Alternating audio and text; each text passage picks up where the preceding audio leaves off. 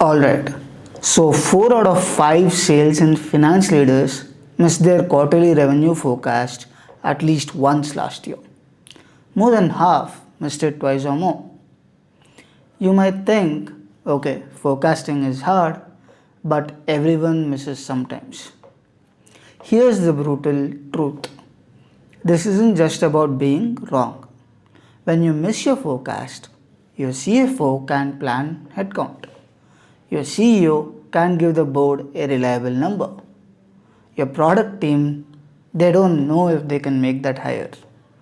And your investors start wondering if you actually understand your own business. Missing your forecast isn't a forecasting problem. It's a business confidence problem, and that is what we're going to talk about today.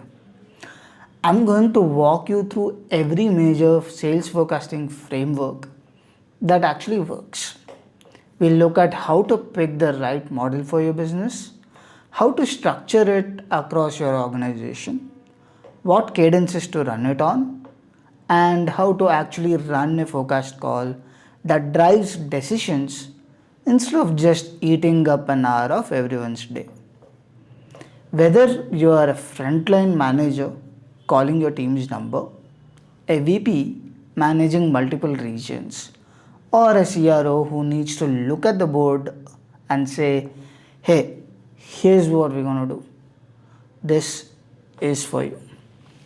So tell me, why does forecasting break down? Before we get into solutions, let's talk briefly about why most forecasting processes are broken. If you layer a sophisticated model on top of a broken foundation, all you're going to get is wrong numbers delivered fast. There are 3 main root causes I see over and over for this. First, your data is a mess. Think about your CRM right now. Are your reps consistently updating stages? Do they only touch their ops the day before the forecast call? Are close dates just defaulted to the last day of the quarter? If it is a resounding yes to any of that, you're not forecasting. You are guessing. Gartner puts the cost of bad data quality at around $13 million a year on average. Second, the wrong model for your business. A 3% startup can't forecast like a Fortune 500. A 2-week sales cycle needs a completely different approach than an 18-month enterprise deal. But most companies, they just copy what they did at their last job and they hope it works. You know what I'm talking about. I've done this too. So third is no process discipline. Forecasting is a muscle, which I don't have, but it only gets stronger when you use it consistently. Companies with a formal forecasting process grow 11% faster than those without. But there is good news. All 3 are fixable.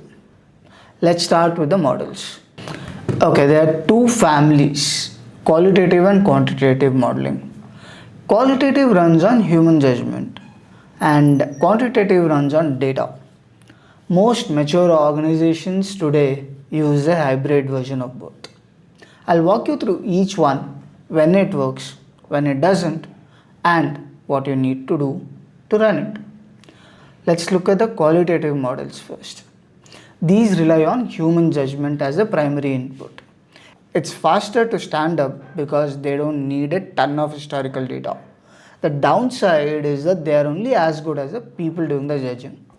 The first one is intuition-based forecasting. So this is the simplest model of all, but it is the most dangerous if this is all you're trying to use. You basically go and ask your reps what they think they'll close. That's it. Sometimes also called as gut forecasting. The appeal is obvious, right? It's fast, there's no infrastructure needed, and when you are in a brand new market with no historical data, expert gut feel might be all you've got. The problem is equally obvious. Reps are usually optimists. They want every deal to close. Without data to pressure test this belief, you'll over forecast every single time. So you use this as a sanity check on top of something more rigorous, but never on its own. The next one is Salesforce Composite. This is one of the most common models in enterprise sales. Every rep, they call their own number. Their manager reviews that and then they adjust. The director will adjust the manager's number and the VP will adjust those. CRO then calls the company number. This is a bottom-up roll-up where every level adds a layer of judgment. The strength is in its accountability. When a rep commits and their manager signs off, they own it. The weakness is that it's only as good as the judgment at each level. If the managers don't actually know the deals, they'll rubber stamp whatever the rep says. This model works best when you layer a mathematical model underneath to validate the roll-up. Then the third one is a market research method. This is less common for in-quarter forecasting, but invaluable for annual planning. You're surveying customers on buying intent, talking to prospects about timing, triangulating with external market data like Gartner, IDC, and industry benchmarks. If you're launching a new product or entering a new market and have zero internal data, this is your starting point. Then comes the Delphi method. This is a structured consensus process. Gather your best forecasters, right? Your top reps, season managers, your Revops lead, and have them each forecast independently. Share those results anonymously and forecast again. Keep going until the group converges on a decision. The benefit is that it kills the hippo effect, where the highest paid person's opinion dominates and everyone else just nods along. The downside, however, is it's slow. You're not running Delphi every week. This is for annual planning and big strategic decisions. Now let's get into the quantitative models. So the quantitative models are the models that cut human bias and let the data drive. These are the engines of a mature forecasting operation. The first one is called historical or straight line forecasting. So this is the simplest quantitative model. You look at historical sales, project forward using your average growth rate. So if you closed 800k last quarter and your average quarterly growth is, let's say, 15%, you forecast at 920k. Simple math, right? It works beautifully in stable, predictable markets. But it breaks down the moment something changes. There's a new competitor, economic shift, major product update. You are essentially betting the future looks like the past. Pro tip: weight recent quarters more heavily instead of a simple average. That's exponential smoothing, right? Makes the model more responsive. Moving average. Now this smoothens out short-term noise by averaging the last few periods. A 3-month moving average gives you a cleaner trend line than any single month in isolation. Shorter windows are more reactive but noisier, and longer windows are smoother but lag behind real shifts. This is great for identifying trends and filtering seasonality, but it will always lag sudden changes. Weighted pipeline forecasting. Now, this is the bread and butter for most B2B sales teams. Every deal in your CRM is in a stage: discovery, demo, proposal, negotiation, whatever yours are. Each stage has a historical close rate. You multiply every deal value by the win rate of its current stage. Add them all up, and that is your weighted forecast. So, if you have a 200k deal in contract sent and your historical close rate from that stage is 80%, that deal contributes 160k to your forecast. The key is having accurate stage win rates. You need enough historical data for this, and you should ideally aim for at least 90 to 100 closed deals to know what those rates actually are. Refresh them quarterly because they drift. Typical B2B stage win rates are for discovery it's around 15 to 20%, demo is around 30 to 40, proposal is 50 to 60 and contract sent is 75 to 85, somewhere in that range. Then you have sales cycle or time based forecasting. This predicts when deals will close based on how long they typically take. So if your average deal takes 45 days from demo to close and a deal just entered demo today, you project closing 45 days out. This is especially useful for spotting stuck deals. If a deal has been sitting in proposal for 60 days and your average is 20, that deal is telling you something is wrong. Set alerts for any deal that exceeds 1.5 times your average stage duration. Lead driven forecasting. So start at the top of your funnel and work downwards. Forecast based on lead volume, conversion rates at each stage, and average deal size. This is the model that connects marketing spend directly to revenue. It is best for high velocity businesses, SMB sales, product led growth, inside sales. But it requires clean funnel data. Then there is regression analysis. Identifies a statistical relationship between your sales and other variables. Marketing spend, headcount, economic indicators, pricing changes, number of demos run, etc. Once you've got those relationships mapped mathematically, you forecast by plugging in expected values. You might find that every additional 10k in LinkedIn spend generates 250k in pipeline 30 days later with statistical confidence. Now, you can forecast the impact of a budget increase. For this, you need real data science capability and at least 2 to 3 years of clean and consistent data. Then you have time series and ARIMA. Analyzes your historical sales as a sequence over time and finds patterns, trends, seasonality cycles. ARIMA, also known as autoregressive integrated moving average, is the workhorse here. It's what most statistical forecasting softwares use under the hood. If a SaaS business sees a 40% spike every October from end of year budget flush buying, time series automatically captures and projects that pattern forward. It is powerful but complex. You'll probably need a data scientist to implement it correctly. Then we look at cohort analysis. This is essential for subscription businesses.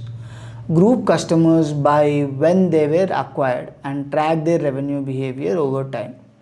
You might see that in Q1 of 2025, customers expanding at 12% NRR, but Q3 of 2026, customers are only at 7%. Something changed. It could be product, ICP, onboarding. Use those cohort patterns to forecast expansion and churn. This is how you forecast net revenue retention, expansion revenue, and customer lifetime value. Then you have AI-driven multivariable forecasting. This is where the industry is headed. Platforms like ProShot ingest signals from everywhere. CRM data, email activity, call recordings, economic indicators, and competitive intelligence. Machine learning scores every deal and produces a composite forecast no single model can match. McKinsey says that companies using effective AI-driven forecasting are 82% more likely to hit their revenue targets. The catch is that these systems need data to learn. You need at least 200 closed deals with full activity data before AI has enough signal to work with. Multi-level forecasting and how it all rolls up. So here's what most people get wrong. A forecast isn't just one number that one person produces. It's a conversation happening simultaneously at every level of your organization, with each level providing a different lens on the same reality. That is multi-level forecasting. Level 1 is the rep forecast. Individual reps call their own numbers. Personal pipeline, what they believe will close this period. A well-trained rep uses 3 categories: commit. These are the deals that the rep is certain will close over the forecasting period. Best case is could close if everything breaks our way. And pipeline are real opportunities but unlikely to close this period. The rep's job is to be honest and not optimistic. A rep who inflates this damages the whole chain. Build a culture where accuracy is celebrated as much as quota attainment. Key inputs for this would be current stage, close date, deal value, when you last spoke to the buyer, and what the next step is. Also, the context of the call, which ProShot provides. Level 2 is the manager forecast. The frontline manager aggregates their team's forecast and applies judgment. A great manager knows their reps, who's a dreamer and who overinflates. They use that knowledge to produce a manager adjusted forecast that's more accurate than the raw roll up. Managers also own the pipeline coverage metric. The rule of thumb is 3:1 coverage. $3 of qualified pipeline for every dollar of quota. If coverage drops below that, escalate immediately. The manager reviews every commit deal and top best case deals. They then add or remove based on their independent read. Level 3 is the director or regional forecast. At this level, forecasting shifts from being deal level to business level. Directors managing multiple teams need to see trends, not just snapshots. Week over week pipeline movement, conversion rates by stage, deal size trends, and rep performance against historical patterns. They are also responsible for flagging structural issues. Declining win rates across an entire region isn't a rep coaching problem. That's a product issue or a competitive threat. Directors translate deal reality into strategic signals. The level 4 is the ultimate boss. This is the VP or the CRO forecast, right? The CRO calls the company's number to the CEO and the board. This is where art meets science. The best CROs synthesize the bottom-up roll-up with top-down signals from finance, product, and the market. They apply a consistent adjustment methodology. They know the organization tends to over-forecast in Q1 and under-forecast in Q4, and they build those biases into the model. They also run scenario planning, not just one number, but 3. Base case, upside, downside, with confidence ranges. The CRO's deliverable to the board should always include the scenarios and the assumptions behind each one. Now let's look at top-down versus bottom-up reconciliation. Pro move. Run both a bottom-up and top-down forecast simultaneously, then reconcile them.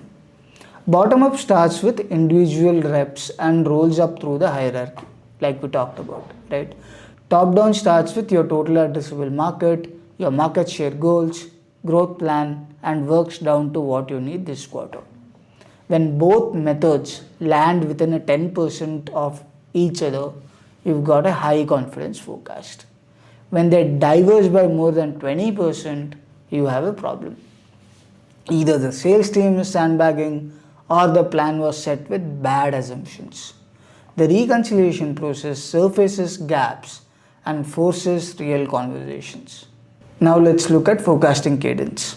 When and how often should you forecast?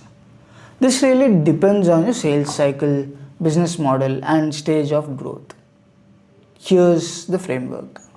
The weekly forecast call. This is your most important operational rhythm. Salesforce research says companies that review forecasts weekly are 31% more likely to close deals successfully. But here's what the weekly call is not. It's not a status update. It's a decision-making meeting. You're looking for deals that move forward and deserve more attention. Deals that are stuck and need intervention, and deals that should come out of your forecast entirely. Every rep updates their commit before the call. Every manager reviews pipeline beforehand so that they can challenge deals, not just listen to stories. Then you have the monthly business review. Zoom out. Instead of deal by deal inspection, you're looking at patterns. Is pipeline growing fast enough?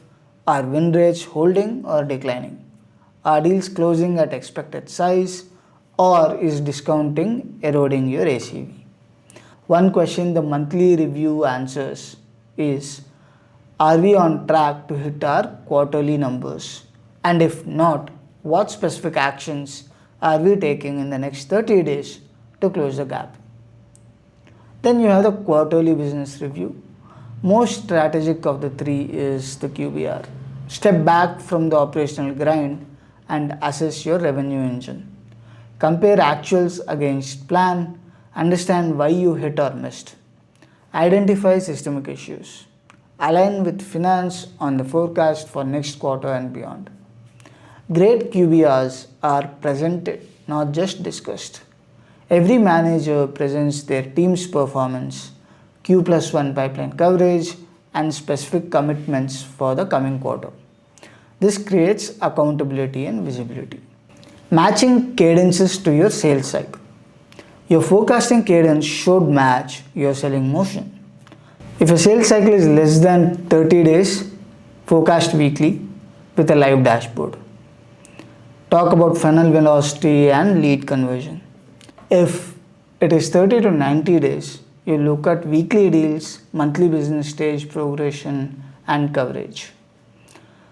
If the sales cycle is 90 to 180 days, you do bi-weekly deals and monthly strategic deal health. How to actually run a forecast call. This is where most sales leaders lose the game. Hours spent in forecast calls that feel productive, but they don't move the number. Here's how to run one that actually does. Pre-call prep. Great forecast calls are won before they even start. If you walk in without reviewing your data, you'll spend 60 minutes reacting to whatever reps tell you. Review all of this at least 2 hours before. Your current commit list. Look at who's in commit, what changed since last week, and what's the gap to quota. Week over week pipeline movement. You also need to look at what moved into commit, what moved out, what slipped. Engagement data is also important. Which commit deals have had zero buyer activity in the last 14 days, for example, and pipeline coverage. So look at current pipeline versus quota for the remaining period. 2 to 3 deals you want to go deep on. Come with specific questions and not generic ones. Walk into the call with a point of view. You should know approximately what the number is before anyone speaks. The call is your chance to pressure test that view, not discover it from scratch. So now let me give you a 5-step call framework. Step 1. Within the call, set the context. This should not take more than 5 minutes. Open every call the same way. State where you are against quota, what the current weighted forecast shows, and what you need to close to hit the number. Anchors the room in reality before any rep speaks. It can be something like, we are at 73% of quota with 18 days left. Our weighted pipeline shows 2.1 million. We need 450k more to hit the number. Let's look at what we have. Step 2 is a rep by rep commit call. This should take around 15 to 20 minutes. Go around the room. Every rep calls 3 numbers: commit, best case, and what they see in pipeline for the next period. Keep it very tight. 2 to 3 minutes per rep max. This is not the time for storytelling. Flag anything confusing and come back to it. Your job as a manager is to listen and take notes. Don't challenge yet. You're gathering information. What you need to listen for is new deals entering commit that went there last week. Look at whether it is real or is the rep pulling forward deals that are not supposed to be in commit. And we also look at deals that are disappearing from commit. When did we know this was at risk? Step 3, deep dive on key deals. This should take 15-20 minutes. Most important part is pick the 2 or 3 deals that will make or break your quarter. Not the biggest deals, the ones with the highest uncertainty, and go deep. Ask these questions as coaching and not interrogation. Very, very important. First, what's the last meaningful conversation you had with the economic buyer? Not the champion, the actual buyer. And what did they say? Second, was a specific business event creating urgency for them to buy this period? Third, what's the most likely reason we don't win this deal and what are you doing about it? Fourth, what do you need from me or the business to get this across the line? Every question requires the rep to demonstrate actual knowledge of the deal, not just optimism. A rep who can't answer confidently has a deal that doesn't belong in commit. Step 4, adjust the manager forecast. This should take around 5 minutes. Based on what you've heard, adjust your manager level call. Add deals from the best case you believe will close.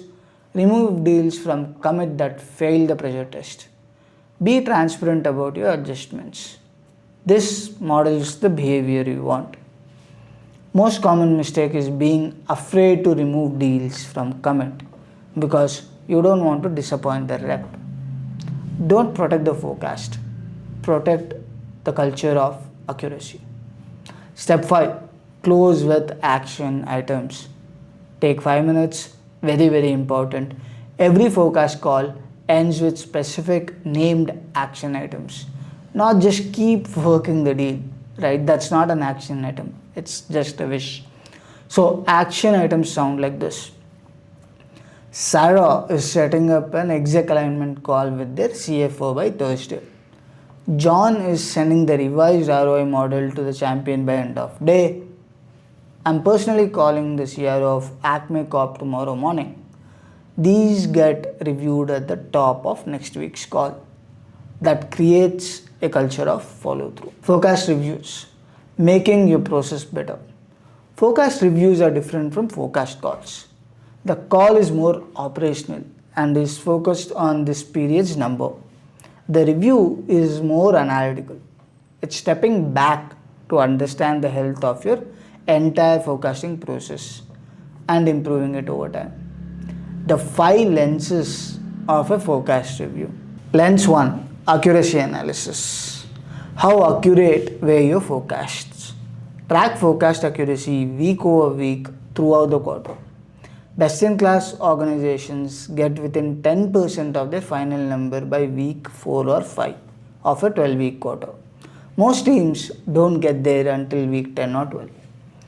Calculate your mean absolute percentage error, also known as MAPE, for each rep, each manager, and the company overall. The formula is below. A rep with consistently high MAPE isn't just bad at forecasting, they may have deal qualification problems, CRM hygiene issues, or they may be systematically overcommitting to please their manager. All of this can be surfaced via ProShot. Bias analysis. Bias is the direction of your error. Are reps consistently over-forecasting or under-forecasting? Over-forecasters need deal qualification coaching. Sandbaggers are hiding deals and destroying your ability to plan. Org level bias matters too. If you consistently beat forecast in Q4 and miss in Q1, that's systemic seasonality bias your models need to account for. Lens 3, pipeline quality. Pull up your pipeline aging report. How long has each deal been sitting in each stage versus your average stage duration? Deals at 1.5 times past average durations are stalled, and stalled deals almost never close without intervention. Also look at the pipeline source distribution. Over-reliant on outbound, underrepresented in partner deals. Concentration risk in your pipeline is concentration risk in your forecast. Lens 4, win-loss trends. Win rates tell you the truth about your product market fit, competitive position, and team effectiveness. Look at win rates by stage, by rep, by segment, by competitor, and by deal size. Declining win rates at a specific stage tell you something is breaking there. Declining win rates against a specific competitor tell you about a positioning problem. Run a formal win-loss interview program. The deals you lose teach you more than the deals you win. Lens 5, leading indicators. Lagging indicators are revenue, quota attainment, and they tell you what already happened. Leading indicators tell you what's coming. At every review, look at outbound activity volume, new opportunities created, pipeline generation velocity, demo to proposal conversion rate. If outbound activity has dropped 20% over the last 4 weeks, your pipeline 3 months from now has a gap. Whether you can see it yet or not, leading indicators give you time to act before the miss happens. Then you have the quarterly retrospective. At the end of every quarter, before the QBR, run a forecasting retrospective. You ask 3 questions. What did we forecast? What did we actually close? And why was there a gap? Map every material miss to a root cause. Was it a deal that slipped? A deal we lost that we thought we'd win? A deal we didn't see coming that landed unexpectedly? Over time, your retrospective data tells you exactly where your process is breaking and gives you the evidence to fix it. Document findings in a lessons log. Share anonymized insights across the team. Update stage win rates and duration benchmarks each quarter. Now let's quickly look at tools, technology, and data hygiene. The forecasting tech stack. You don't need an expensive platform to forecast well. You need the right tools for your stage. So based on the company stage, here are my recommendations. Early stage, which is less than 5 million ARR, get HubSpot and Google Sheets. This should do basic pipeline tracking. Growth stage 5 to 50 million, you have Salesforce plus a tool like ProShot, which gives you AI deal scoring and a lot of advanced forecasting features. If you are at a scale more than 50 million plus, you can use Salesforce plus again ProShot or any BI layer on top of it. This will help you with multi-level roll-up scenarios. If you are an enterprise customer, then we've seen a lot of enterprise customers also use ProShot, but you can do custom stack plus ML. You can get real-time signals and using global hierarchy. Non-negotiable CRM hygiene rules. So no model, no matter how sophisticated, can't overcome bad data. Every opportunity must have a close date. No close date, no forecast inclusion. Every commit deal must have been updated by the rep within the last 7 days. Every deal must have a clearly defined next step with a date attached. Stage definitions must be outcome based, not activity based. Proposal sent is activity. Verbal commitment received is an outcome. Close dates must reflect honest assessment, not the last day of the quarter by default. Run an automated CRM hygiene report weekly. Flag every deal that violates these rules. Hold managers accountable for fixing hygiene issues before the forecast call. Data discipline is forecasting discipline. So let's put all of it together. Your implementation roadmap, right? How do you implement all of the things that we just discussed? Don't try to do all of this at once. Start here. Week 1 and 2, you audit your CRM data quality, set minimum hygiene standards and enforce them. Weeks 3 and 4, define your forecasting categories, commit, best case, pipeline with clear written definitions. Make sure everyone on the team understands them the same way. Month 2, establish your weekly forecast call cadence. Run it consistently for 4 weeks before judging whether it's working.